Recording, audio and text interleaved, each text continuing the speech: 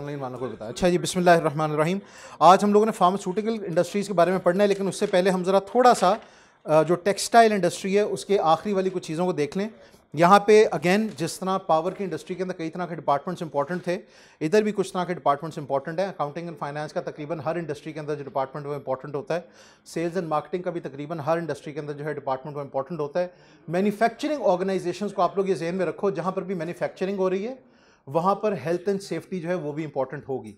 जो आपकी trading organisations है ना, या सर्विस प्रोवाइडिंग ऑर्गेनाइजेशंस हैं, वहाँ पर कई दफ़ा हेल्थ एंड सेफ्टी इतनी इंपॉर्टेंट नहीं होती, कभी कभार इतनी इंपॉर्टेंट नहीं होती। लेकिन अलबत्ता जिस तरह फर्ज करो बैंकिंग की इंडस्ट्री है, यहाँ पे क्या हेल्थ एंड सेफ्टी का ज़्यादा खतरा होना है, कोई एज सच इनके अपने प्रोसेसेस की वजह से कोई ख़ास मसला नहीं होता। लेकिन मैन्युफैक्चरिंग इदारों के अंदर मशीनें चल रही होती हैं, फ्यूल होता है, बिजली होती है, ठीक है। फिर जिस तरह ऑयल एंड गैस का इंडस्ट्री है, यहाँ पे आपकी एक्सट्रैक्शन हो रही है, गैसेस हैं, ठीक है, कई तरह के पोल्यूटेंट्स हैं, ये सारा कुछ है। फार्मास्यूटिकल इंडस्ट्री है, यहाँ पे कई तरह के इस तरह के इंग्रेडिएंट्स हैं जो पॉइजनस हो सकते हैं, ठीक। ये इनके अंदर हेल्थ एंड सेफ्टी का डिपार्टमेंट इज़ वेरी इंपॉर्टेंट। और यहाँ पर भी टेक्सटाइल इंडस्ट्री के अंदर रिमेंबर कि यहाँ पे कई तरह की मशीनरी काम कर रही है, डाइज होते हैं, कई केमिकल्स होते हैं, कई प्रोसेसेस इस तरह के होते हैं जो इंतहाई खतरनाक होते हैं। जिस तरह मैंने आपको कहा सिंजिंग का प्रोसेस है। सिंजिंग का प्रोसेस बेसिकली आप कपड़े को एक तरह से जला रहे होते हो हल्का हल्का सा। तो ये एक जगह पे अगर आपके कोई वैट के अंदर मुख्तलिफ तरह की स्कोरिंग हो रही है, ब्लीचिंग हो रही है, ब्लीच बेसिकली क्या होता है, किसी को है आइडिया? हाइड्रोजन पेरोक्साइड होती है। क्या होती है? Hydrogen peroxide. आप थोड़ी सी देर के लिए जरा किसी की स्किन के ऊपर ज्यादा देर तक डाले रखो, उड़ा के रख देगी। ये बड़ा शदीद किस्म का एसिड होता है, ठीक है ना। हाइड्रोजन पेरोक्साइड जो है बहुत स्ट्रॉन्ग होता है, इसलिए इसको एज ए ब्लीचिंग एजेंट जो है इस्तेमाल किया जाता है। तो ये रंग उड़ा देता है उस जगह से। अच्छा जी, बहरहाल तो health and safety is important. अलबत्ता इसमें सेल्स एंड मार्केटिंग का जो है ना, उस पर ज़रा थोड़ी सी नज़र रखना ज़रूरी है। मैंने आप लोगों को पहले भी कहा था, जिस वक्त आप बुक में रीडिंग कर रहे हो तो वहाँ पे जहाँ पर बुलेट पॉइंट्स आए उनको ज़रा एक दफ़ा प्लीज़ गौर करो। यहाँ पे इन्होंने क्या लिखा है, अनफॉर्चुनेटली इसके बुलेट पॉइंट्स इन्होंने इतने अच्छे अंदाज में नहीं बनाए। इन्होंने बना दिए 1 2 3 4 5 6 7 8 बुलेट पॉइंट्स बना दिए। इनको असल में 4 बनाने चाहिए थे, ठीक है। हमारी जो टेक्सटाइल इंडस्ट्री है, ये एक्सपोर्ट जो कर रही है ना माल, उसके ऊपर इसने बेसिकली ये तफसीलात लिखी हैं, ये फिगर्स लिखे हैं। इन फिगर्स को रटने की इतनी ज़रूरत नहीं है, फिगर्स बहुत ज़्यादा हैं। आपको जो देखने की ज़रूरत है वो ये है कि जिस कदर आपकी चीज़ कम प्रोसेस्ड होगी, क्या होगी? हाँ, मिसाल के तौर पे सबसे जो अर्लीस्ट था हमारा वो धागे का था, ठीक है, वो सबसे कम प्रोसेस्ड है, तो आमतौर पे उन वाले मुल्कों को बिकेगा जो कपड़ा बना रहे हैं। इसी तरह हाँ, इसी तरह जो आपका नॉर्मल फैब्रिक है, ग्रेज फैब्रिक इसको कहते हैं, क्या कहते हैं? कोरा कपड़ा। कई लोग इसको ग्रे फैब्रिक भी कहते हैं, ठीक है। ग्रेज फैब्रिक बेसिकली या कोरा कपड़ा जो होता है, इस पर अभी तक कोई रंग नहीं हुआ होता, सिर्फ वीविंग हुई है धागे से। कोरा कपड़ा है, अभी रंग होना है, डाइंग प्रिंटिंग होनी है। ये भी हम ये बांग्लादेश को, टर्की को, कभी कभार चाइना को, पोर्टुगल वगैरह को, स्पेन, इनको हम बेच रहे होते हैं। फिर इससे ऊपर ज़रा थोड़े से प्रोसेस्ड वाले जो हैं, जिसमें बेड शीट्स हैं, टावल्स हैं, इस तरह की चीज़ें हैं, वो किन लोगों को, कौन से लोग ज़्यादा प्रेफर कर रहे हैं? उसमें अब देखो डेवलप्ड मुल्क आ गए, क्योंकि ये फुली प्रोसेस्ड चीज़ें हैं। क्या हैं इसमें? कहीं आपको ये नज़र आ रहा है कि हमें किसी और चीज़, आपको बेटे बुक की ज़रूरत है, जाना है आपने? अच्छा, अभी जाना हो तो मुझे बता देना, ठीक है ना, ये फिर ले लेना। तो आपकी है ना बुक? हाँ, अच्छा जी। फुली प्रोसेस चीज़ें आप देखोगे वहाँ पे डेवलप्ड मुल्क होंगे ज़्यादा, वेस्टर्न ममालिक होंगे, यूएसए होगा, ठीक है, यूरोप के कंट्रीज़ होंगी, यूनाइटेड किंगडम होगा, जर्मनी होगा, नेदरलैंड्स होगा। इसमें सारे ये अगर आप देखोगे बेडवेयर के अंदर और रेडीमेड गारमेंट्स के अंदर यूरोपियन और वेस्टर्न कंट्रीज़ हैं। अलबत्ता जो दरमियान वाली चीज़ है ना, ये ज़रा थोड़ी सी इंसान कई दफ़ा इसको कंफ्यूज कर जाता है। बच्चों, टावल भी तो एक फुल रेडीमेड प्रोडक्ट है ना। हाँ, तो वो भी यहाँ पर भी अगर आप नोट करोगे तो फ्रांस है, कनाडा है, नेदरलैंड्स है, जर्मनी है, यूएसए है, ये सारे आपके डेवलप्ड कंट्रीज हैं। तो फिनिश्ड प्रोडक्ट्स हैं तो कौन खरीद रहे हैं? Developed countries. और अगर अभी हाफ फिनिश्ड प्रोडक्ट्स हैं, आपको याद है ना इंडस्ट्रियल प्रोडक्ट्स हम लोगों ने पढ़े थे चैप्टर 7 में। इंडस्ट्रियल प्रोडक्ट्स के अंदर 2 तरह की चीजें होती थी, सॉरी 4 तरह की होती थी, या रॉ मटेरियल और दूसरा होता था मैन्युफैक्चर्ड पार्ट्स या पार्टली प्रोसेस्ड। तो ये पार्टली प्रोसेस्ड चीजें हैं। धागा कोई पहनता नहीं है, धागे से बना कपड़ा, वो भी कपड़ा ऐसा जो कि प्रोसेस्ड हुआ हो, स्टिच हुआ हो। ये नहीं कपड़े का थान आकर यूं करके लपेट लेंगे, ठीक है, वो चीज नहीं है। तो जितना ज्यादा प्रोसेस्ड होगा उतना ज्यादा वो महंगा होगा, और जितना ज्यादा महंगा होगा आमतौर पे उतना ज्यादा वो डेवलप्ड कंट्रीज में बिकेगा। समझ गए हो? जो दूसरी कंट्रीज हैं वो कहेंगे भाई हम खुद ही बना के ना सस्ते दामों अपनी जगह पे बेच लेंगे, तुम हमें खाली कपड़ा दे दो या धागा दे दो। हाँ जी बच्चे, हम तो इम्पोर्ट भी नहीं ना करते, हम कहते हैं हमें सिर्फ कॉटन दे दो, हमारे पास रॉ मटेरियल ही नहीं है। वो कहते हैं बाकी सारा कुछ हम खुद ही कर लेंगे, हमारे पास रॉ मटेरियल ही नहीं है माशाल्लाह, ना कॉटन है, ना विस्कोस है, ना पॉलिएस्टर है।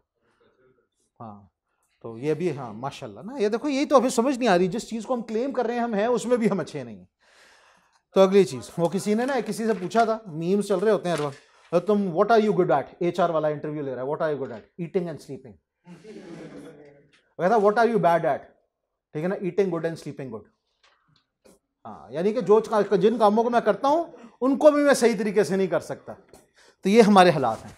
अब बच्चों अगली इंडस्ट्री पे आ जाओ, ये वो वाहिद इंडस्ट्री है जिस पे जब मैं आप लोगों के साथ बात करूंगा ना तो ज़रा कुछ दिल को थोड़ी सी खुशी होगी, तसल्ली होगी। याद रखना जिस वक्त पाकिस्तान बना था उस वक्त पाकिस्तान के पास ना होने के बराबर फार्मास्यूटिकल इंडस्ट्री थी, और फार्मास्यूटिकल, फार्मा का जिस वक्त मैं नाम ले रहा हूँ गौर से सुनते जाओ, कतई तौर पे मेरा मतलब हॉस्पिटल्स नहीं है, वो हेल्थ केयर इंडस्ट्री का हिस्सा है। किसका हिस्सा है? हेल्थ केयर इंडस्ट्री एक और चीज़ है, फार्मास्यूटिकल इंडस्ट्री एक और चीज़ है। फार्मा का मतलब है दवाइयाँ, क्या मतलब है? हाँ medicine, not health care services. तो हॉस्पिटल्स की बात नहीं हो रही, दवाइयों की बात हो रही है। जिस वक्त पाकिस्तान आज़ाद हुआ है फार्मास्यूटिकल इंडस्ट्री ना होने के बराबर थी, लेकिन इस वक्त माशाल्लाह बहुत ज़्यादा है, और इसमें तरक्की जो ज़्यादा हुई है वो लोकल्स की हुई है। किसकी हुई है? हाँ ये एक और खुशाइन चीज़ है। यहाँ पे उन्होंने लिखा है Pakistan has a very vibrant and forward-looking pharma industry. At the time of independence in 1947, there was hardly any pharma industry in the country. Growth in sales of national companies has been higher than multinationals. वो कह रहे हैं कि हमारी जो growth हुई है ना लोकल कंपनीज की, वो मल्टीनेशनल्स की निस्बत ज़्यादा हुई है। अच्छा, उसके बाद वो कहते हैं growth in sales of national companies has been, it is essentially, ये अब ज़रा गौर से सुनो अगेन, ये एक ऐसी इंडस्ट्री है जो कि बहुत कैपिटल इंटेंसिव नहीं है। हाँ इसकी कुछ सप्लाई चेन के हिस्से थोड़े से कैपिटल इंटेंसिव हैं, बाकी नहीं है।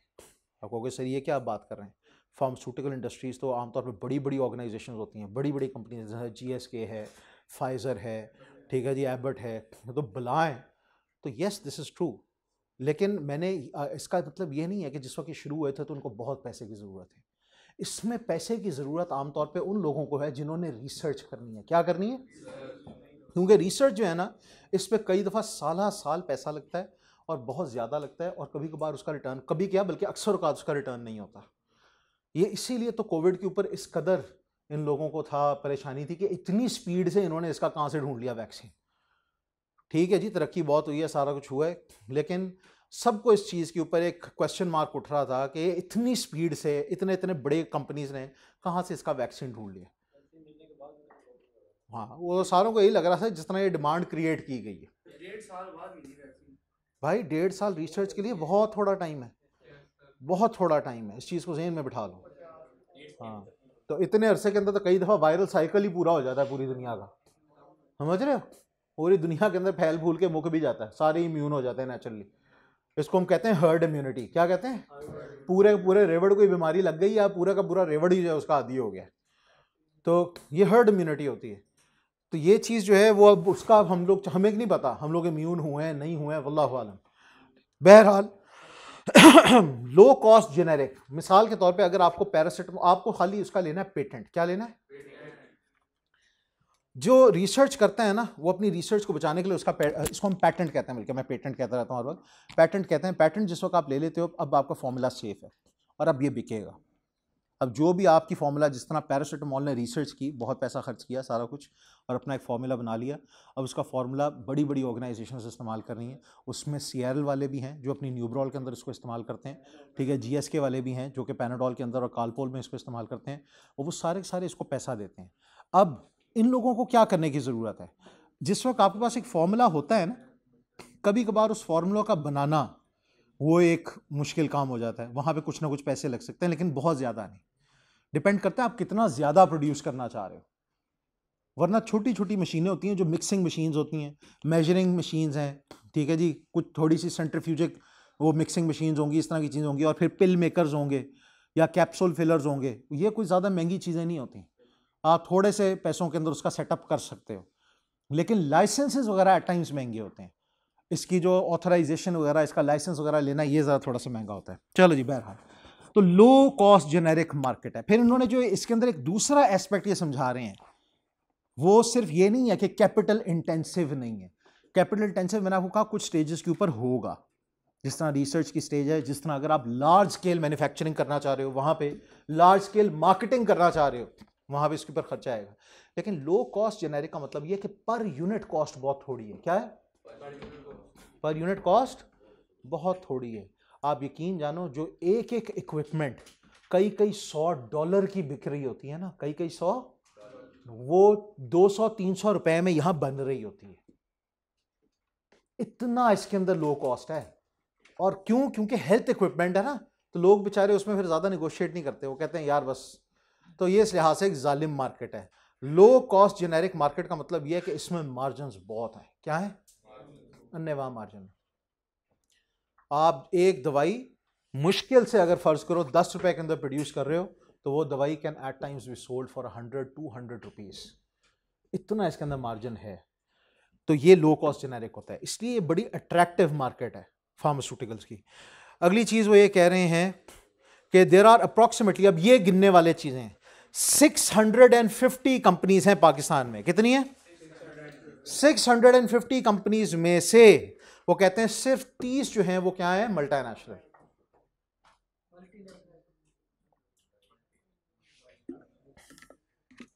ये जो मल्टीनेशनल कंपनीज हैं, इनकी जिस वक्त आप तादाद देखते हो ना, तो आपको बड़ी खुशी होती है। आप कहते हो कि यार सिर्फ 30 हैं और 620 हमारी अपनी। लेकिन अभी कहानी यहाँ पे खत्म नहीं हुई, अभी इतना खुश नहीं होना, आगे पढ़ो। The pharmaceutical industry contributes approximately, बस अब आप यहां से अंदाजा लगाओ कि ये बावजूद इतनी ढेर सारी कंपनीज के, टेक्सटाइल में कितनी थी? है जी, एप्टमा के अंडर थी 396। हाँ, पीसीजीए तो ये तो कॉटेज वाली थी, लेकिन हमारी टोटल एक्सपोर्ट का 57% था, total industrial value added products का 25% था, 40% लेबर फोर्स यहां पे काम कर रही थी इतनी सी कंपनीज में। यहां पे 650, जिनमें से 30 जो हैं वो क्या हैं? मल्टीनेशनल्स हैं, छोटी कंपनीज नहीं है। फिर भी हमारा टोटल जीडीपी कितना बढ़ना है उसका? 1%। अभी पता चलता है। Today Pakistan has about 759 pharmaceutical manufacturing units, यानी कि इन 650 कंपनीज के, इन 650 कंपनीज के 759 फैक्ट्रीज हैं। हो सकता है एक कंपनी की दो भी हो, ठीक है, इस तरह से।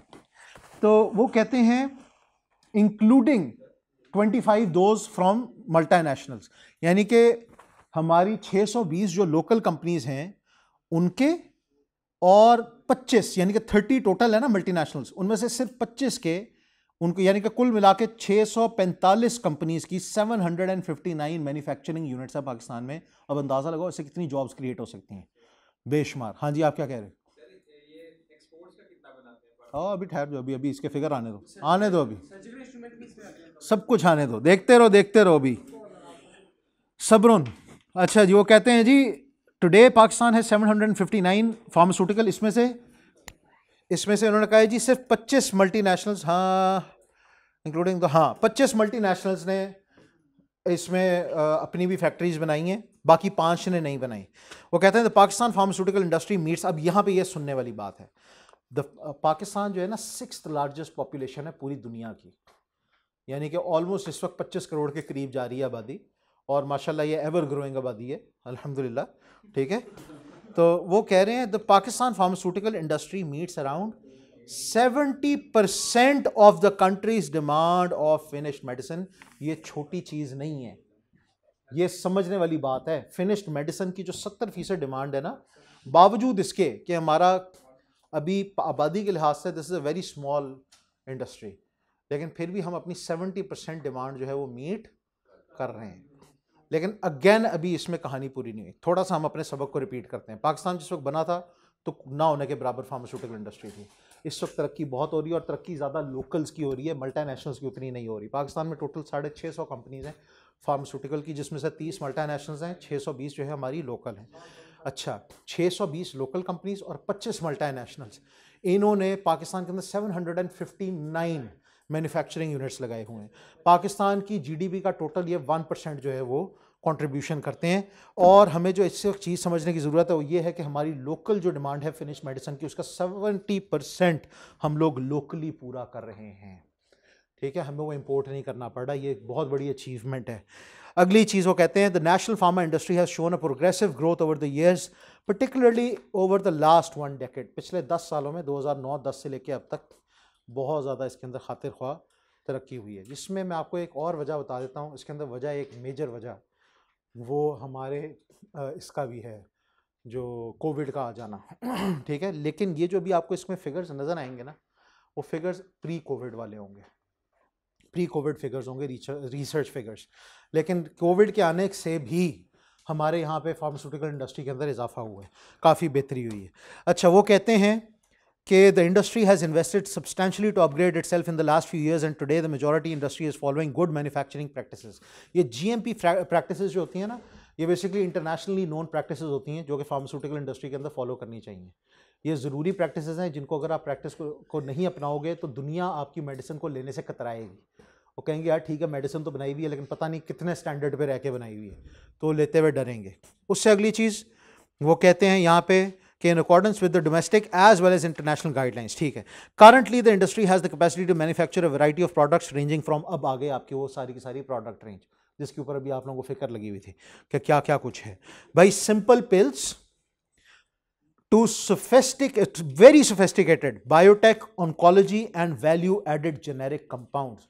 तो पाकिस्तान ना इसके अंदर कोई छोटे लेवल की चीज़ें नहीं कर रहा, वो कहते हैं हम सिंपल लेवल की भी पिल्स बना रहे हैं, सिंपल दवाइयाँ, गोलियाँ वगैरह, कैप्सूल्स वगैरह, ये भी यहाँ पे डेवलप हो रहे हैं, और साथ बायोटेक टेक्नोलॉजीज़ भी यहाँ पे बन रही हैं। ऑन्कोलॉजी बेसिकली आपकी रेडिएशन और ये जो कैंसर वगैरह से रिलेटेड जितने भी आपके इक्विपमेंट है, वो कीमो वगैरह की थेरेपी की जो चीज़ें हैं वो भी यहाँ पे बन रही हैं। अब देखो पूरी दुनिया में इसकी डिमांड होती है including Pakistan. And value added generic compounds. ये वैल्यू एडेड जेनेरिक कंपाउंड्स क्या होते हैं? वैल्यू एडेड जेनेरिक कंपाउंड्स का मतलब ये होता है कि हम लोग यहाँ पे मैन्युफैक्चर्ड पार्ट्स भी बनाते हैं। क्या बनाते हैं? हाँ, फुली फिनिश्ड प्रोडक्ट नहीं, मैन्युफैक्चर्ड पार्ट। ज़्यादा फायदा तब होगा जिस वक्त हम लोग फुली फिनिश्ड प्रोडक्ट बनाएंगे। क्या बनाएंगे? क्योंकि फिर उसके ऊपर हम अपने ब्रांड का ठप्पा लगा के उसको आगे बेच सकते हैं, प्रोवाइडेड ये कि हम लोग अपनी ब्रांडिंग अच्छी करें। क्या अच्छी करें? ब्रांडिंग अच्छी करें। चलें जी, वो कहते हैं although Pakistan pharmaceutical health care sectors are expanding. अब यहाँ पे आया ऑल्दो। हम लोग मजाक करते होते थे, हमारे मुझे ये नहीं याद आ रहा, क्लास के दौरान सुना था ये, क्या कहते हैं, when ever the word but comes, क्या कहते हैं? बट या ऑल्दो। हमारे एक बुजुर्ग थे, वो कहते थे ये चूंकि, चुनाचे, अगर, मगर, ये सारा कुछ जो है ना उससे पिछली की चीज़ों को जायल कर देते हैं। क्या कर देते हैं? आप बहुत अच्छे हैं मगर, हाँ, यानी कि हम अच्छे नहीं हैं। तो वो साथ ये कहते हैं, जब कोई बंदा कहता है ना विद ऑल ड्यू रिस्पेक्ट, का मतलब रिस्पेक्ट के भी तजिया होने लगी है, यही होने लगा है। तो मगर जहां पर भी आ गया, अब समझो कि अब ये ना आपकी सारी की सारा हमारा जो एक हैप्पी बबल था उसके ऊपर पानी फेरेगा या उसके ऊपर कोई ना कोई सुराख करेगा। वो कहता है जी, although Pakistan pharmaceutical and health care sectors are expanding, about half the population, 24 crore में से 12-13 करोड़ को बेसिक तरीन भी मॉडर्न जो मेडिसिन है ना उसकी एक्सेस नहीं है। अब ये आपके लिए एक बीइंग अ बिजनेसमैन क्या चीज आपको समझा रहा है? वो क्या कह रहा है? फिर से बढ़ो और भाई अल्फाज पे गौर फरमाएं। All the Pakistan's pharmaceutical and healthcare sectors are expanding and evolving rapidly. About half the population has no access to modern, है ही नहीं उनके पास, उनको वहां तक रसाई ही नहीं है। ये बिजनेस अपॉर्चुनिटी है भाई। 12-13 करोड़ अवाम को अभी तक जब भी अपनी कोई मेडिसिन शेडिसिन भी लेनी होती है, मॉडर्न मेडिसिन, उनको अपने गाँव शाँव से ट्रेवल करके जाना पड़ता है, उनके पास नहीं है। अगर आपकी एक फार्मेसी वहां पे खुली हो जिसके पास मॉडर्न मेडिसिन हो, you will be the monopoly over there. अब समझ रहे हो? 12-13 करोड़ अवाम के पास नहीं है। और जाहिर सी बात है, जिस वक्त हम इतनी बड़ी अवाम की बात कर रहे हैं तो उसका मतलब ये छोटे शहर और गांव, बड़े शहरों में तो है। अब आप यहाँ पे जना हॉस्पिटल करीब ही है, यहां पर जाओगे सारे जहान के लोग उधर आए हुए होंगे, आप पूछोगे ना लाहौरी कम होंगे, आउट स्टेशन वाले ज़्यादा होंगे। वजह यह कि उनके इलाकों के अंदर वो वाली चीज़ नहीं है, ना हेल्थ केयर है ना फार्मेसीज हैं, ये दोनों चीज़ें नहीं हैं। हाँ, छोटी मोटी दवाइयाँ मिल जाती हैं, उसमें भी कई दफ़ा ये शक होता है कि वहाँ पे शायद जाली वाली दवाइयाँ होंगी। एक छोटे से मोहल्ले में सर कुछ 4-5 लगातार होती है मेडिकल स्टोर। मोहल्ला किधर का बेटे? लाहौर का गया गुजरा भी जो मोहल्ला है ना, वहाँ पे आपको वाईफाई भी मिल रहा है, गया गुजरा मोहल्ला, बिजली भी मिल रही है, सड़कें भी मिल रही हैं, गाड़ियाँ भी मिल रही हैं, सारा कुछ मिल रहा है। और क्यों मिल रहा है? क्योंकि लोगों का अंबार है, पॉपुलेशन डेंसिटी है। सही है, पॉपुलेशन डेंसिटी है तो मार्केट है, और मार्केट को सबसे पहले लोग रियलाइज़ करके पहुंच जाएंगे। और पढ़ी लिखी अवाम भी ज़्यादा इधर ही है। फार्मास्यूटिकल बिजनेस ऐसा नहीं है जो कि हर कोई कर सके, इसके लिए पढ़ा लिखा होना ज़रूरी है, इसके लिए एक लाइसेंस का होना ज़रूरी है, जो कि पहले ज़रा हमारे यहाँ पे ढीलापन था, अब ज़रा उसमें सख्ती आ चुकी हुई है कि भाई लाजमन जो है उसके पास फार्मासिस्ट का लाइसेंस हो, वहाँ पे फार्मासिस्ट मौजूद हो, उसकी गैर मौजूदगी में आप नहीं चीज़ बेच सकते। इसलिए पहले जो ये टेढ़े तरीके से भी काम हो रहे होते थे, अब वो नहीं हो सकता, लाइसेंस तो मिल जाते हैं, अब उससे नहीं मिलता है, अब उसके अंदर सख्ती हो रही है। अब बार बार आके ना अब चेकिंग हो रही होती है, और ना पहले ये बड़ी हरकतें हो रही थी कि एक फार्मासिस्ट का लाइसेंस जो है ना वो 4-5 जगहों के ऊपर चल रहा होता था। तो अब अगर वो पकड़े जा रहे होते हैं तो दो ही चीज़ें होती हैं, या शदीद किस्म की जेल होती है या फिर रिश्वत चलती है। 4-5 लाख भी फिर बार बार लगेगा। वो आपके ख्याल में हर कुछ अरसे के बाद उनको हदायत आ जाएगी, वो हदायत जो है फिर उसका आपको अजर लेने के लिए आएगी आपसे, निकालो अजर। ठीक है जी, हाँ एंटीडोट। चलो जी, किधर है? हाँ, वो कहते हैं clearly this presents an opportunity but more work needs to be done by the government and the industry stake holders.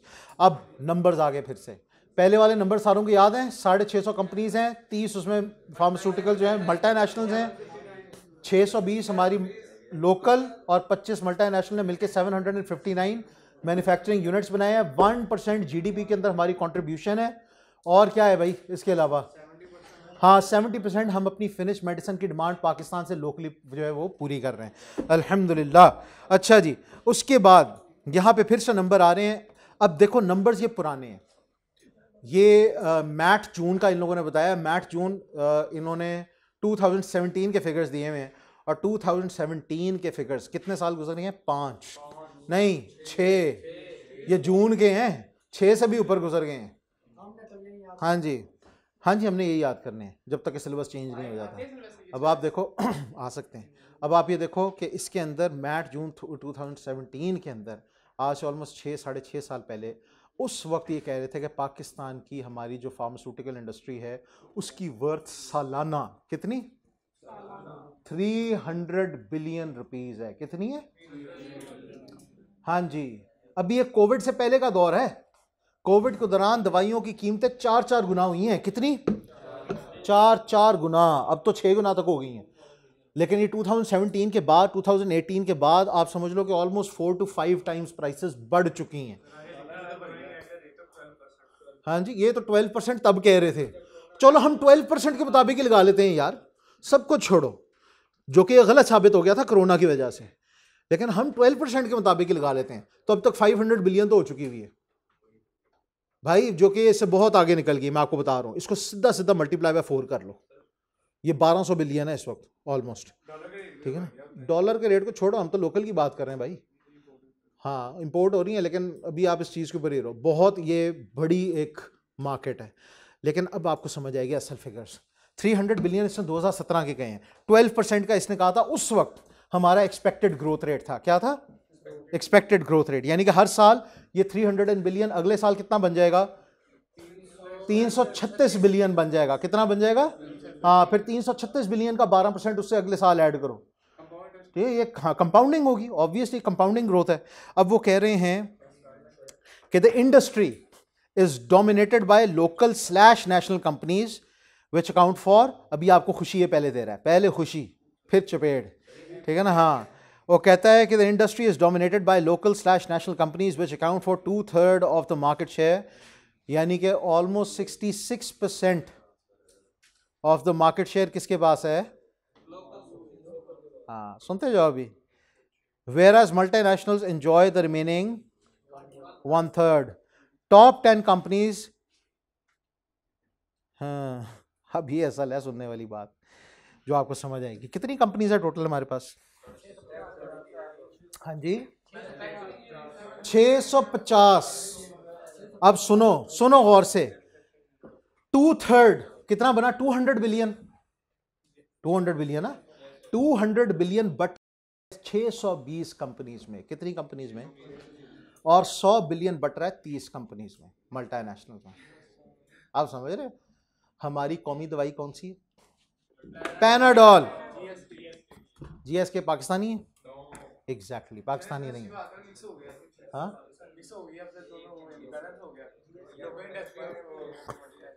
ये अभी ऐसा ना को, हम लोग कह रहे थे ना कि 600-650 कंपनीज हैं।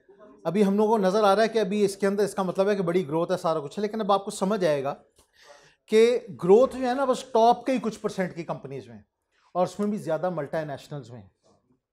चलो देखोगे, अभी वो कह रहे हैं जी 2/3 यानी कि 200 बिलियन को डिवाइड करो ना 620 के ऊपर, कितना बनता है? बहुत थोड़ा।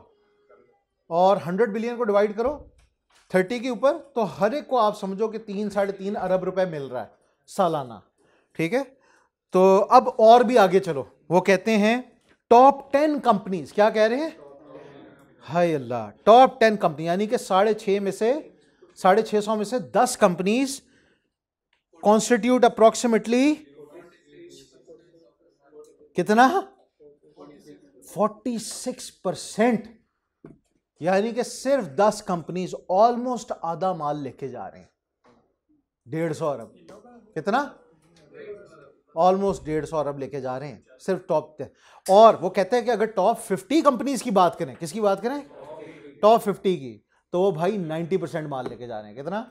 यानी कि 50 कंपनियों के अंदर 270 बिलियन बट रहा है। कितना? और 600 कंपनीज के अंदर 30 बिलियन बट रहा है। अब आपको समझ आ रही है? तो हाँ जी, डरा नहीं रहा, मैं आपको ये समझा रहा हूं कि सिर्फ कंपनियां ज्यादा होने का मतलब ये नहीं है कि इंडस्ट्री के अंदर हम आएंगे और छा जाएंगे। यू विल हैव टू सी कि इसमें छाने के लिए आपको क्या करना पड़ता है। ठीक है, वो जो टॉप वाली कंपनीज कर रही हैं, जाहिर सी बात है वो कुछ ना कुछ तो डिफरेंट कर रहे हैं। वो क्या डिफरेंट कर रहे हैं, you will have to look at that. हाँ जी, नहीं, टॉप 10 कंपनीज के नाम लिखे हुए हैं सामने सबसे। अब इसके अंदर आपने किस तरह से चलना है ये सुन लो। वहां पे मैंने आपको कहा था कि सिर्फ आप जरा थोड़े से नाम याद रख लो, और सबसे बड़ी वाली का नाम याद रख लो, निशात है। वहां पे तो सारे ही लोकल थे। टेक्सटाइल के अंदर, फार्मास्यूटिकल के अंदर ना एक तकरीबन इवन सा मिक्सचर है, आपके लोकल भी हैं और कुछ जो है मल्टाई भी हैं, मल्टीनेशनल भी हैं। लेकिन जो आपकी टॉप वाली है ना, उसका नाम आप जहन में रख लो, जीएसके है। पैनाडोल हमारी जिंदगी है तकरीबन। ठीक है, और उसके फौरन बाद ही आपकी एक लोकल है गेट्स फार्मा, और गेट्स फार्मा बहुत मशहूर है। हाँ जी, मैं अभी आपको बताता हूँ। देखो, एक है नीचे इन्होंने लिखा हुआ है GSK consumer health care Pakistan limited. इनका ताल्लुक ज़्यादा सर्विसेज के साथ है, ना कि फार्मेसी प्रोडक्ट मेडिसिन के साथ, बल्कि ज़रा और उसके कुछ चीज़ों के साथ है, इक्विपमेंट वगैरह के साथ है, इन चीज़ों के साथ है। ऊपर वाले का ताल्लुक ज़्यादा मेडिसिन के साथ है। ठीक है, हाँ, तो गेट्स फार्मा, और फिर उसके बाद समी फार्मास्यूटिकल, फिर उसके बाद एबट है, फिर उसके एबट सारी तकरीबन जानते हैं। तो फिर उसके बाद मार्टिन डाउ है, फिर उसके बाद सियल है। सियल का भी अक्सर को पता होगा, न्यूब्रॉल फोर्ट वगैरह ये सारी इनकी हैं। फिर सनोफी और ओबीएस, फिर जीएसके, ये दोबारा से आ गया, और एंड पे हिल्टन फार्मा है। हिल्टन फार्मा भी कुछ हद तक आपको मशहूर नज़र आएगी। अगर किसी का नाम आपको ज़रा निस्बतन कम मशहूर लग रहे हैं, वो इसलिए कम मशहूर लग रहे हैं क्योंकि आपके इलाके के अंदर उसके कंपेटिटर ज़्यादा मशहूर हैं, या सेकेंडली ये मैन्युफैक्चर्ड पार्ट्स ज़्यादा बेचते हैं ना कि फिनिश्ड वाला। ठीक है, इसलिए एक कंज्यूमर होते हुए हम लोगों को शायद इनका ना ज़्यादा पता हो। चलो जी, बहरहाल अब इन्होंने यहाँ पे हमें कुछ फिगर समझाए हैं जिनको हमें रिपीट करना है फिर से। इन्होंने कहा कि भाई हमारे यहाँ पे 300 बिलियन की मार्केट थी 2017 के अंदर, जिसका एक्सपेक्टेड ग्रोथ रेट था 12% का। और इसके अंदर उन्होंने कहा कि भाई आपकी जो लोकल वाली हैं उनके पास, यानी कि लोकल 620 कंपनीज थी, उनके पास इस 300 बिलियन का 2/3 जा रहा है, यानी कि 200 बिलियन उनके पास जा रहा था, 100 बिलियन जो है वो 30 कंपनीज जो मल्टीनेशनल्स थी उनके पास जा रहा था। फिर उन्होंने कहा कि टोटल जो कंपनीज है 650, उनमें से जो टॉप 10 हैं जिनके नाम अभी हम लोगों ने देखे हैं, जिसमें जीएसके है, गेट्स है, आपकी सियल है, सनोफी है, ओबीएस है, समी फार्मास्यूटिकल्स हैं। ठीक है, ये इन सारों के पास जो टॉप 10 हैं इनके पास 46% यानी तकरीबन आधा जा रहा है। और जो टॉप 50 कंपनीज है 600, इनके पास 90% जा रहा है। यानी कि ले दे के जो टॉप टियर है ना, ये इवनली डिस्ट्रीब्यूटेड मार्केट नहीं है। क्या नहीं है? हाँ, इवनली डिस्ट्रीब्यूटेड मार्केट नहीं है। इसमें चंद प्लेयर जो है ना, they hold the market, they have a big very solid grip on the market. छोटा प्लेयर जो है ना, वो इतना जल्दी से ऊपर नहीं आ रहा। अब वो कह रहे हैं कि देर आर अराउंड, अब ये गौर से सुना, there are around 9,000 actively marketed drugs in Pakistan sold at licensed pharmacies on prescription. 9,000 ऐसी दवाइयां हैं जो पाकिस्तान में प्रिस्क्रिप्शन ड्रग्स हैं। क्या है प्रिस्क्रिप्शन ड्रग्स? कौन से होते हैं? जो कि प्रिस्क्रिप्शन के बगैर, जो नुस्खा होता है उसके बगैर नहीं मिल सकता। पाकिस्तान में बड़ा ढीलापन है, लेकिन फिर भी हाँ, कभी कभार उनको जो होता है ना, अगर कोई नौजवान जो है जाके नींद की गोलियां खरीद रहा हो, तो वो आपको देख के कहेंगे हाँ भाई, हाँ मेरे जैसा जाएगा, वो कहेंगे ये दे दे, हाँ 2 पत्ते ले जाए। आपको 2 दफ़ा चक्कर लगाते हुए गोडे गिट्टे रह जाएंगे, ठीक है ना, आप प्लीज़ 2 पत्ते ले जाए। तो इस तरह की चीज़ें हैं। वो आप लोगों का जैसा, अगर कोई जवान जा रहा है, उन्होंने कहा इनकी ज़िंदगी में एक ही काम हो सकता है, तो ऐसे ही ना हो के आहो। तो वो हाँ, सीए का काम, सीए का अच्छी सोच रखा करें सारे, ठीक है जी। हाँ, तो उन्होंने पहले ही देख लेना, हाँ क्रिसेंट का बैग उठाया हुआ है, तो उन्होंने आपको पहले कहना कि आप पे इतनी डोज काम नहीं करेगी, आपके लिए स्ट्रॉन्ग डोज ज़रूरी है। हाँ, अच्छा, अगली चीज़ सुनो। वो कहते हैं कि भाई इसके अलावा एक बहुत बड़ी तादाद ओटीसी ड्रग्स की है। किसकी है? ओटीसी होता है over the counter. Over the counter drug वो होता है जिसके लिए प्रिस्क्रिप्शन की ज़रूरत नहीं होती। आप गए, गला अपना जुकाम वगैरह की, पेट दर्द की, कोई इस तरह की दवाई जाके ले ली, उसके लिए आपको एज सच प्रिस्क्रिप्शन की ज़रूरत नहीं है। तो कहते हैं जी pharmaceutical sector in Pakistan is strictly regulated by the government. बहुत ज़्यादा हाई रेगुलेटरी इसके ऊपर बोझ है। वो कहते हैं इसके अंदर ड्रैप जो है वो एक बड़ा मेजर रोल प्ले करता है। ड्रैप वो इदारा है जिसको हम कहते हैं drug regulatory authority of Pakistan. Controls the, हाँ हाय अल्लाह, अब ये सुनो ज़रा, असल फड्डा आपको समझ आएगा। कहते हैं DRAP controls the registration of new medicine and new manufacturing site. सबसे पहली चीज़ तो ये कि आप एक नई मेडिसिन बनाना चाह रहे हो, ड्रैप की इजाज़त के बगैर नहीं बना सकते, पहली चीज़। दूसरी चीज़, आप एक नई मैन्युफैक्चरिंग साइट बनाना चाह रहे हो, फैक्ट्री, वो भी ड्रैप की इजाज़त के बगैर नहीं बन सकती। तीसरी चीज़, आपने इजाज़त ले लिया, बनाना शुरू हो गया, अब आप उसको बेचना चाह रहे हो, वो भी ड्रैप बताएगा भाई तुम बेच सकते हो कि नहीं, और कितने में बेच सकते हो। क्या? उसकी एमआरपी जो होती है वो तय करेंगे। ये वो फड्डा था जिसकी वजह से अभी रिसेंटली पैनाडोल शॉर्ट हुई थी। पैनाडोल का ड्रैप के साथ फड्डा चल रहा था। ड्रैप वाले कहते थे आपने 17 रुपए में बेचना है, कहते थे हमने 26 रुपए में बेचना है। मजे की बात ये थी कि वो ब्लैक में 60-60 रुपए का पत्ता बेच रहे थे। ये हालात चल रहे थे। उन्होंने जितनी सेल उस टाइम पे की है ना, मैं आपको हकीकत बता रहा हूँ। तो बहरहाल हमने बड़ा बनाने की कोशिश की अपने माँ बाप को कि कालपोल वही चीज़ होती है। सर आप तो पाकिस्तानी का फर्क नहीं पड़ता, 4 साल वो बस छोड़ो यार, पाकिस्तानियों के बारे में बात ना किया करो ऐसे। क्या चल रहा है यार? सॉरी, मैं कैमरा के ऊपर भी कह रहा हूँ। नहीं भाई, वो मसला नहीं है, मसला कुछ और है। हमने तो वो देख रहे हैं, वही 295 फॉर 4, 45 ओवर्स में 294 कर लिए। 295 किसने? अच्छा चलो अल्हम्दुलिल्लाह। चले बहरहाल, इंजर्ड ना करवाना यार, पहले टीम आधी रह गई है। कोई नहीं, आगे चलें आगे चलें। अच्छा भाई, एक चीज आपको समझनी है, यहाँ पे एक टर्म लिखी हुई है out of the pocket market. क्या लिखी हुई है? इसका मतलब ये नहीं हमारी औकात से बाहर हो गई है। इसका मतलब यह है कि पाकिस्तान के बाहर के मुल्कों के अंदर आमतौर पर रिवाज होता है मेडिकल इंश्योरेंस का। किसका रिवाज होता है बच्चों? हाँ, यानी कि जिस वक्त खुदा ना खास्ता कोई शख्स बीमार होगा और उसको हॉस्पिटलाइज किया जाएगा या उसको दवाइयों की ज़रूरत होगी, तो आमतौर पर अपनी वो जेब से पैसे नहीं देगा, बल्कि उसने जो मेडिकल इंश्योरेंस अपनी कराई होगी वो अपना इंश्योरेंस नंबर या इंश्योरेंस कार्ड देगा और उसकी बेस पे वो चीज़ हो जाएगी।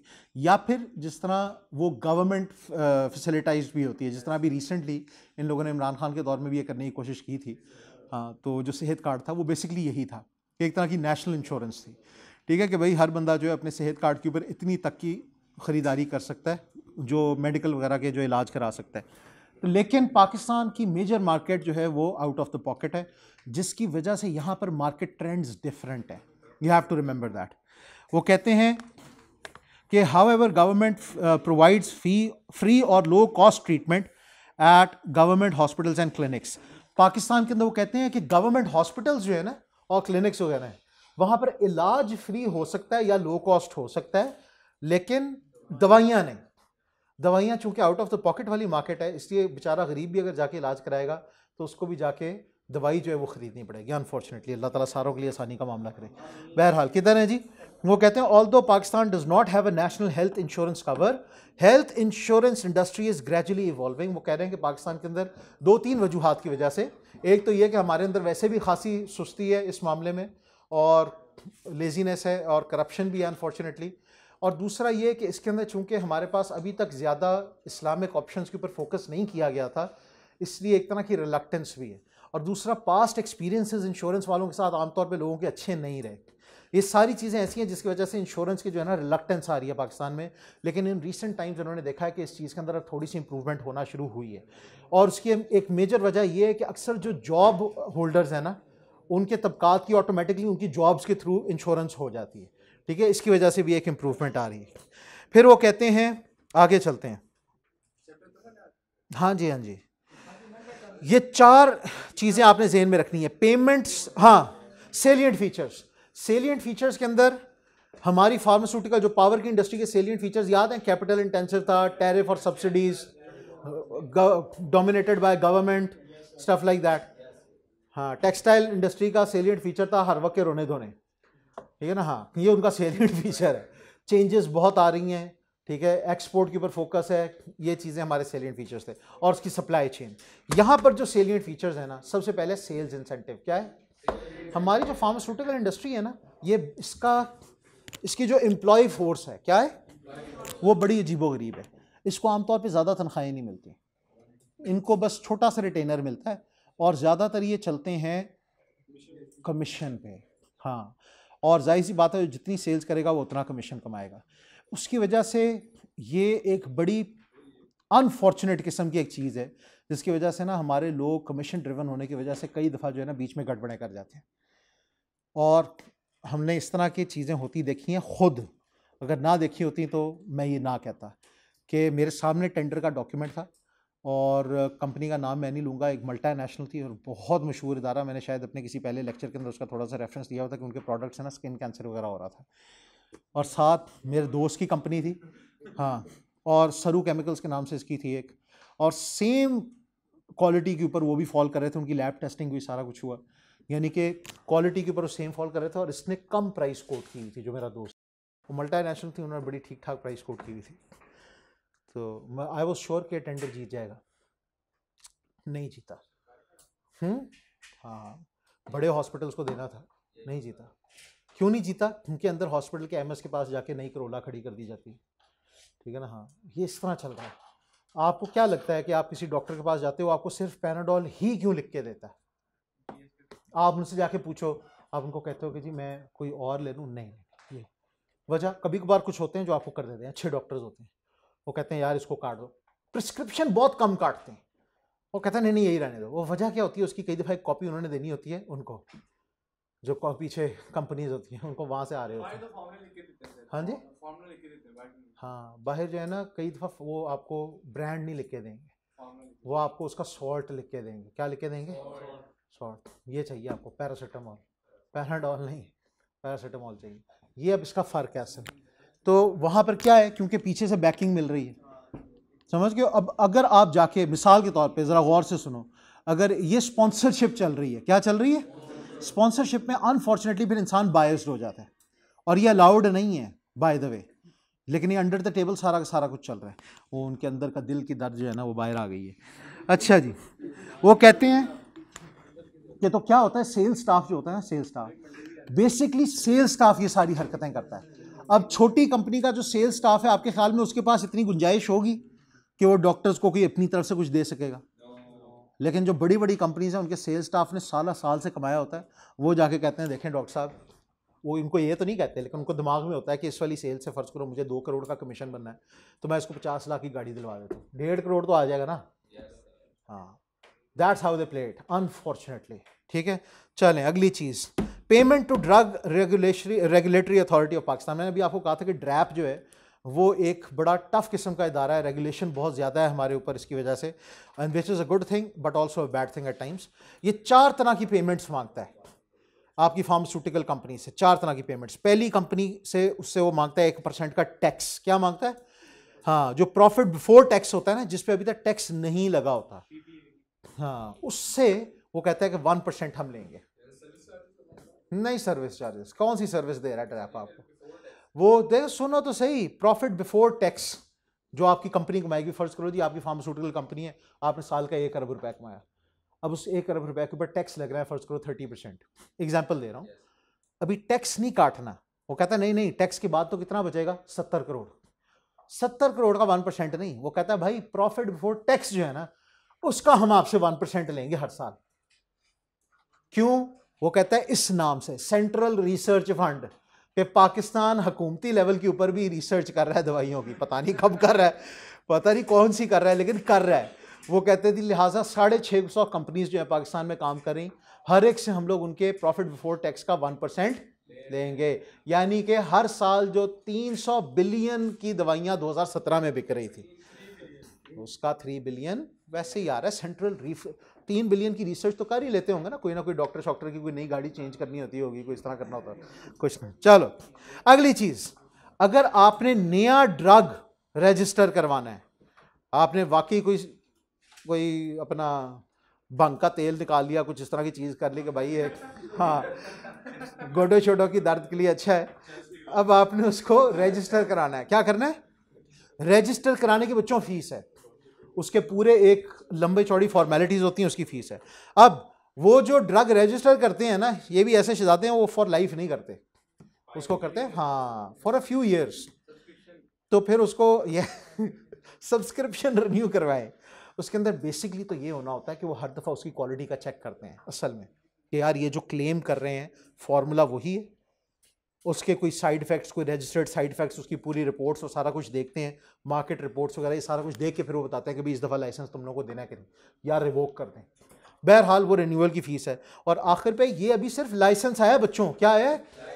हाँ, पैरासीटामोल वाले जो हैं उन्होंने अपना ड्रग बनाया, उसको रजिस्टर करा लिया, हाँ, और वो ड्रैप के साथ भी करवाना है रजिस्टर, वो तो एक पैटेंट था उनका इंटरनेशनल साथ, ड्रैप के साथ भी करवाया, अब उसको रिन्यू भी करवाना है, रिन्यू कराने की फीस। लेकिन बनाना है ना, अगर बना कौन रहा है? जीएसके वाले बनाना है तो उसके लिए अलग से फीस है, वो आपकी मैन्युफैक्चरिंग की लाइसेंस फीस है। ठीक है जी, चलें अब अगली चीज, payment to health care professionals. Health care professionals कौन होते हैं? अल मशहूर डॉक्टर्स। डॉक्टर्स को हम लोगों ने क्या पेमेंट करनी है? हाय, इसके ऊपर वाली जो चीजें हैं ना, इसमें इन्होंने लिखा हुआ है कि, हाँ, सेकंड लाइन से देखो, honoraria for delivering lectures in conferences and symposia. आपकी एक दवाइयों की कंपनी है, अब दवाइयों के बारे में, दवाइयां कब बिकती हैं बच्चों? हाँ, और बंदा बीमार है और उसको इस चीज की फिक्र ही नहीं, खरीदेगा दवाई? कहेगा नहीं खरीदना। जिस तरह मैं आपको एग्जांपल दे रहा हूं, हम लोगों को कई दफा हमारी माएँ कहती रहते हैं नहीं खानी, अब इसका मतलब है कि डिमांड क्रिएट नहीं ना हुई, तो डिमांड किस तरह क्रिएट होगी? अगर एक चार्टर्ड अकाउंटेंट आके आपको कहेगा, हाँ जी चार्टर्ड, हाँ डॉक्टर साहब, तो ये जो है ये बेसिकली डॉक्टर साहब को कहते हैं कि भाई ताड़ी मेहरबानी, अवाम बीमार पड़ रही है, हमें इसकी फिक्र है कि हाँ कैल्शियम की डेफिशिएंसी, विटामिन डी की डेफिशिएंसी हो रही है, हमें अपनी ख़वातीन की, अपने बच्चों की बड़ी शदीद फिक्र है। फिक्र फुकर कोई नहीं होती, डिमांड नहीं क्रिएट हो रही। क्या नहीं हो रही? वो कहते हैं डॉक्टर साहब आपकी मेहरबानी आके कैल्शियम की डेफिशिएंसी पर और विटामिन डी की डेफिशिएंसी पर जरा आवाम को थोड़ा सा बेदार करें। और वो डॉक्टर साहब आके खड़े होते हैं, पीछे इतना बड़ा ऐड होता है सनी डी का, ठीक है जी, और ऑल्पर्स का और फलाने का और फलाना, जो ये सारे के सारे ना अपने ऐड पीछे लगा। डॉक्टर को ये अलाउड नहीं है कि वो आके ये कहे कि आपको हलीब पीने की जरूरत है, नहीं। लेकिन डॉक्टर को ये अलाउड है कि वो आके कहे कि भाईजान आपको दूध पीने की जरूरत है, पीछे हलीब लिखा होगा, ठीक है ना। हाँ, this is how they promote. अब वो डॉक्टर साहब फ्री में आएंगे, हाँ वो नहीं गोली नहीं, वो अगर ये कहेगा ना तो ये रिश्वत हो जाएगी। अब समझ रहे हो कहानी, उसने ये कहा नहीं तो बस गया। अब हमारी जिम्मेदारी आती है फाइनेंस प्रोफेशनल्स, क्योंकि भाईजान ये चेक आपने काट के देना है। डॉक्टर साहब आएंगे, आप उनको ये ज़कात के पैसे देंगे, समझ रहे? हाँ, तो वो बेसिक बात ये है, वो भलाई का काम कर रहे हैं जो भी कर रहे हैं। द थिंग इज कि यहाँ पे अकाउंटेंट जो है ना उसके हाथ से पैसा जा रहा है, तो उसको ये देखना पड़ेगा भाई किस चीज़ का पैसा जा रहा है। मार्केटिंग वाले से पूछेगा भाई मुझे एग्जैक्टली बताओ ये डॉक्टर क्या करेगा। अगर उन्होंने कहीं ये भी चीज़ कही कि जी हमारे प्रोडक्ट को प्रमोट करेगा, तो remember this will be treated as a bribe. क्योंकि अगर आप एक डॉक्टर को, एक हेल्थ केयर प्रोफेशनल को आप बेसिकली बायस्ड कर रहे हो। क्या कर रहे हो? बायस्ड कर रहे हो। आप उसको अपने प्रोडक्ट के बारे में नहीं कह सकते कि इसको कहें। हाँ हाँ, अगर वो डॉक्टर, गौर से सुनो इस चीज को, बगैर किसी पेमेंट के जाके किसी प्रोडक्ट की तारीफ करता है, वो अलग बात है। लेकिन आपके ख्याल में करेगा?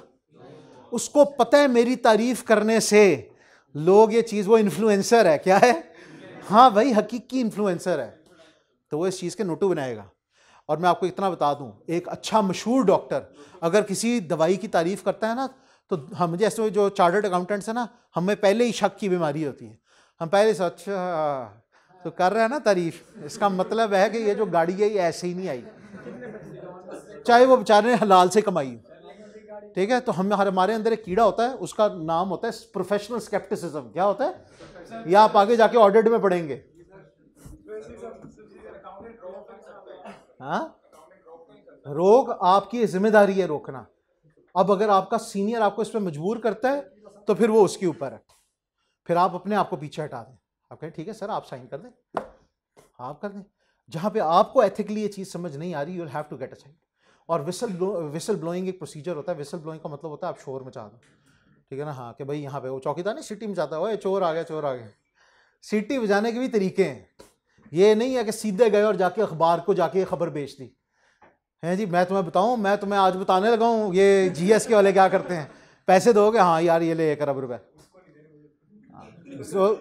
अच्छा उसको भी छोड़ो, आप जाके बाकी जो कंपनीज के पास चले जाओगे, वो पता है क्या कहेंगे जीएस के वाले? उन्होंने कहेंगे झूठ बोल रहा है, इसने हमारे कंपेटिटर से पैसे लिए हमें बदनाम करने के लिए, चाहे आपने ना लिए हैं।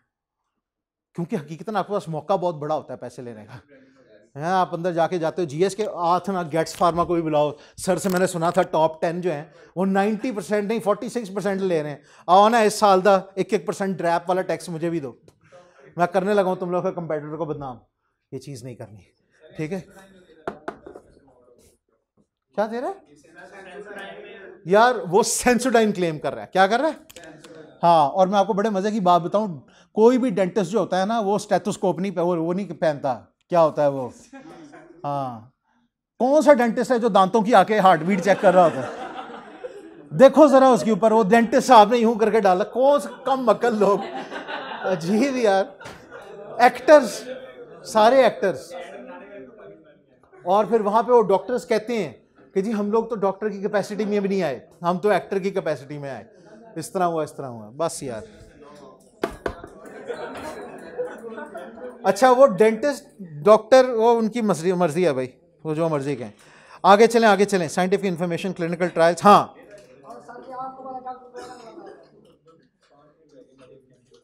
प्राइस कंट्रोल में आपको बता चुका हूं। यहां पर पेज नंबर 164 के ऊपर ना 84 पे बच्चों, इसके अंदर मैंने आपको बताया था कि मार्केट अट्रैक्टिव बहुत है। क्यों है मार्केट अट्रैक्टिव? क्योंकि 50% तो हमारी अवाम के पास इस वक्त वो रसाई ही नहीं है। और दूसरा देखो बच्चों, पूरी दुनिया के अंदर बीमारियां फैलती हैं, ठीक है? और पाकिस्तान के अंदर अगर कैपेबिलिटी है इसको बनाने की, तो फिर इसको चाहिए कि इस लेवल पे बनाए कि इसको पूरी दुनिया में एक्सपोर्ट भी करें। पाकिस्तान उन चंद ममालिक में से है, इस चीज़ को ज़हन में रखना, जो मेडिसिन को बड़े अच्छे तरीके से प्रोड्यूस कर रहे हैं। ज़्यादा ममालिक नहीं कर रहे हैं दुनिया में। तो इसके पास बहुत बड़ा पोटेंशियल है, लेकिन वो तब सही होगा कारआमद जिस वक्त हम लोग इंटरनेशनल सेफ्टी और हेल्थ स्टैंडर्ड्स वगैरह को फॉलो करके चलेंगे। हम लोग इस वक्त एफडीए अप्रूव्ड आमतौर पे नहीं है, ठीक है? और कई तरह के अप्रूवल्स हमारे पास नहीं है, जिसकी वजह से अभी तक फ़िलहाल हमारी चीज़ जो है एक्सपोर्ट मार्केट में नहीं जाती और बैंड है बाहर। जब तक हम उसको एफडीए अप्रूव नहीं करवाएंगे, बाहर की इंटरनेशनल अथॉरिटीज़ वगैरह से अप्रूव नहीं करवाएंगे, वो चीज़ बिक नहीं सकती। सिर्फ एक चीज़ खाली पढ़ लो। हाँ जी, एक ही होना चाहिए, बिल्कुल। तो वो तो हैं ही आमतौर पर मल्टीनेशनल सारी। हाँ तो मल्टीनेशनल आपके ख्याल में वो तो पाकिस्तान को एक्सपोर्ट कर रही है यार, समझ रहे हो? हाँ वो तो वो करे बाहर, तो हमें उससे क्या फ़ायदा, लोकल वाली करें जो 620 लोकल कंपनीज हैं। हाँ जी, कुछ नहीं होता, मोक नहीं है, मौक है, ठीक है ना। हाँ आगे चलो, आगे चलो, आखिरी चीज़ पढ़ लो, आखिरी चीज़। अच्छा एपीआई किसे कहते हैं? और भाई इसने कहा है ना, इसने तो बेचारे ने कह दिया है, तुम सारे इसी तरह ही बोलते हो यार। यार सॉरी यार, वेरी सॉरी यार, नहीं ये हकीकतन मेरा नहीं कहना बनता, ये नहीं है, कोई बात नहीं क्या। मेरा उस्ताद मुझे कहता ना इस तरह, मुझे बड़ा शदीद गुस्सा चढ़ना था, कहा यार बड़ा ही बदतमीज इंसान है, तो I am extremely sorry, on camera sorry कर रहा हूँ तेरे से। अच्छा जी देखें, सोर्सिंग एपीआई, सारे गौर से सुनो भाई, एपीआई किन्हें कहते हैं? एपीआई किन्हें कहते हैं? और भाई एपीआई का मतलब इधर है एक्टिव फार्मास्यूटिकल इंग्रेडिएंट्स। क्या है? इस अल्लाह के बंदे ने एक्रोनिम तो लिख दिया लेकिन उसकी तफसील नहीं लिखी। तो एपीआई जो है, आपको अपनी दवाई के अंदर ना, जब एक टैबलेट खाते हो उसमें दो चीज़ें होती हैं, एक सॉल्ट होता है और एक फिलर होता है। क्या होता है? अगर पैनाडोल की गोली खा रहे हो ना, उसमें पैरासीटामोल का सॉल्ट थोड़ा होगा और साथ वो उसका फिलर होगा जो उसको जोड़ के रखेगा। अब वो फिलर कितना होता है? वो कभी कभार गोली का साइज सेम होता है लेकिन उसकी पावर डिफरेंट होती है, एक 5 mg की है, एक 10 mg की है, ठीक है। 10 mg क्या है?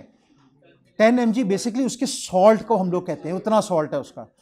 तो बच्चों वो यहाँ पे कह रहे हैं, ये जो ये होता है एक्टिव इंग्रेडिएंट। क्या होता है? ऊपर वाला जो फिलर होता है ना, वो एक्टिव इंग्रेडिएंट नहीं होता, वो एक तरह का बस एक, आप समझ लो कि इस तरह की एक कैल्शियम टाइप या कोई इस तरह का कवर होता है, दैट्स इट। वो कहते हैं अनफॉर्चुनेटली 60% जो एपीआईज है ना, कितने? उन तमाम तर ड्रग्स के, वो जो 9000 प्लस ड्रग्स हम पाकिस्तान में बना रहे हैं, उसके 60% एपीआईज कहां से आ रहे हैं? इंडिया से। हाँ हुन करो गाल। चलो जी, आखिरी वाली चीज जो है, अल्लाह ने चाहा, नहीं नमाज के बाद फिर उनको भी जाना है यार। अगर मुझे सिर्फ 5 मिनट दे दो, 2 मिनट दे दो, वैसे नमाज किस वक्त होनी है? 55 मिनट पे? नहीं चलो, बहरहाल मैं आपको सिर्फ इतना बता देता हूँ यहाँ पे कि upstream, mid stream and down stream oil and gas exploration के बारे में बता रहा हूँ। अगले लेक्चर अगर मैंने अपलोड करवाना हुआ इंशाल्लाह मैं करवा दूंगा। इसमें आपने जहन में रखना है कि अपस्ट्रीम का ताल्लुक है एक्सट्रैक्शन के साथ। किसके साथ? क्योंकि ये हम लोग बात कर रहे हैं जो बिल्कुल सोर्स के करीब है, रॉ मटेरियल के करीब है। मिड स्ट्रीम का ताल्लुक है रिफाइनरी के साथ। किसके साथ? किसके साथ? रिफाइनिंग के साथ, उसकी प्रोसेसिंग के साथ। और डाउन स्ट्रीम का ताल्लुक है डिस्ट्रीब्यूशन के साथ। और इसमें ऑयल भी है और गैस भी है। गैस के अंदर मिड स्ट्रीम बहुत कम है क्योंकि गैस के अंदर रिफाइनरी की ज़्यादा ज़रूरत नहीं होती। वो जिस हालत में ज़मीन के अंदर से आती है तकरीबन उसी, इसीलिए हम उसको नेचुरल गैस कहते हैं। वो नेचुरल गैस इंतहाई कीमती रिसोर्स है। वो उसी हालत में जो है हम लोग उसको उसमें डिस्ट्रीब्यूशन बहुत बड़ा फैक्टर है। एक्सट्रैक्शन कहीं से मिल गया, अब वहाँ से डिस्ट्रीब्यूट करना है। जो अलबत्ता पेट्रोलियम है उसको क्रूड ऑयल की सूरत के अंदर हम लोग एक्सट्रैक्ट करते हैं और उसके बाद रिफाइन होता है और उसके बाद डिस्ट्रीब्यूट होता है। अब क्रूड ऑयल और गैस पाकिस्तान जिस वक्त बना था हमारे पास ना होने के बराबर रिजर्व्स थे, लेकिन फिर 50s के अंदर जाके अल्लाह ताला ने उसी वक्त ही शुरू में ही हमारे ऊपर बहुत बड़ा करम किया कि जो सुई का एरिया है वहाँ से हमारे पास बहुत बड़े रिजर्व्स है और वहाँ से उसकी वजह से हमारी इंडस्ट्रियल डेवलपमेंट बहुत ज़्यादा हुई, वरना हम लोग ना कर पाते। ठीक है, इस वक्त अलबत्ता अनफॉर्चुनेटली हमारे जो नेचुरल रिजर्व्स हैं वो आर ऑन ऑल टाइम लो और हम लोगों को ये काफ़ी हद तक इंपोर्ट करना पड़ रहा है। ठीक है जी, ये आप लोगों ने बेसिकली इसके अंदर पढ़ना है। हाँ जी, बहुत मेजर इंडस्ट्री है, छोटी इंडस्ट्री नहीं है। आपको लगता है MESNGPL और SSGCL जो है खुल गए, तो इंपोर्ट होता है तो बिकना भी तो एक इंडस्ट्री है ना। बताओ मुझे, हम लोग इंपोर्ट कर रहे हैं तो इंपोर्ट करके क्या करें? कौन इंपोर्ट कर रहा है? आपका हुकूमत? हुकूमत नहीं, यहाँ के इंपोर्टर्स इंपोर्ट कर रहे हैं। निशात के अंदर मैंने आप लोगों को बताया था कि मैं काम करता रहूं। कब बताया था? किस चीज का काम कर रहा था? कोयले का। तो कोयले के बाद इनका अगला स्टेप यही था, तो कहते थे यार ऑयल शॉयल के ऊपर आते हैं, ज्यादा बिकता है। भाई बात सारी ये है कि एनर्जी की जरूरत सारे पाकिस्तान को है। IPPs चल रही हैं, किस पे चल रही हैं? डीजल पे, कोल पे, फर्नेस ऑयल पे, इन चीज़ों पे चल रही हैं। उनको भी ये चाहिए। सारी गाड़ियाँ किस पे चल रही हैं? इसी पे चल रही हैं। तो भाई ये सारे बिजनेसेस हैं, ये अटक शटक वाले, हैस्कोल वाले और ये सारे क्या हैं, बड़े बड़े बिजनेस हैं, अवान ट्रेडर्स, ये सारे के सारे बड़े बड़े ट्रेडर, ये सारे इसी के हैं। हाँ, उसकी ट्रेड भी तो इंडस्ट्री है ना यार। हम उसके डाउनस्ट्रीम के ऊपर हैं, किसमें हमारा ज्यादा ताल्लुक इसकी डाउनस्ट्रीम के साथ है। अपस्ट्रीम वाले के अंदर गैस के साथ तो हमारा बहुत था, पेट्रोलियम के साथ बहुत कम था, बल्कि पेट्रोलियम जो है उसकी रिफाइनरी भी ज़्यादातर बाहर ही हो रही है, यानी कि मिड स्ट्रीम भी बाहर ही हो रही है। लेकिन पाकिस्तान में रिफाइनिंग हो रही है, ऐसी बात नहीं है कि नहीं हो रही। तो डिस्ट्रीब्यूशन अलबत्ता हमारी सबसे ज़्यादा, इस चीज़ को जहन में रख लो। अलबत्ता इसके अंदर मैं एक चीज़ आप लोगों को बता देता हूँ कि इसमें जो असल स्पेशल चीज़ समझने वाली है वो ये है कि इसके अंदर कुछ सेलिएंट फीचर्स हैं।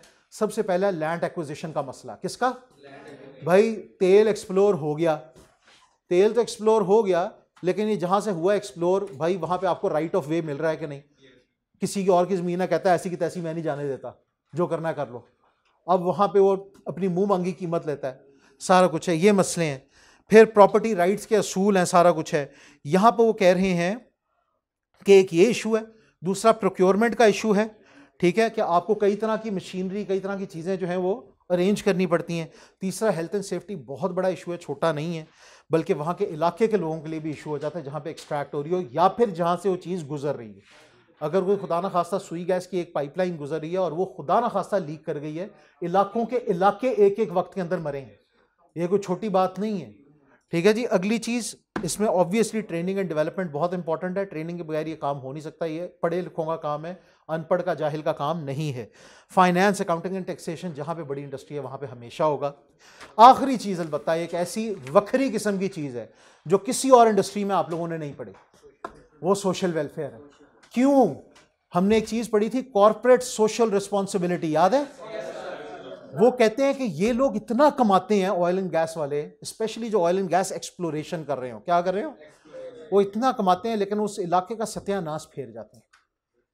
तो वो कहते हैं कि हम अपने ज़मीर को हल्का करने के लिए कुछ इस तरह के काम कर जाते हैं। वहाँ पे वाटर रिसोर्सेज की, स्कूल्स की, हॉस्पिटल्स की और हेपेटाइटिस बी, सी वगैरह की, क्योंकि उनकी वजह से आमतौर पे फैलता है। पानी का वाटर टेबल कंटेंट वो जो है वो सारा सारा कंटेमिनेट हो जाता है और ये हो जाता है। बेटे ये आपकी बुक है, चलो जी। ऑनलाइन बच्चों को भी अस्सलाम वालेकुम, सारे खुश रहें और आप लोग भी खुश रहो। 4 घंटे की का ओके यार, अस्सलाम वालेकुम।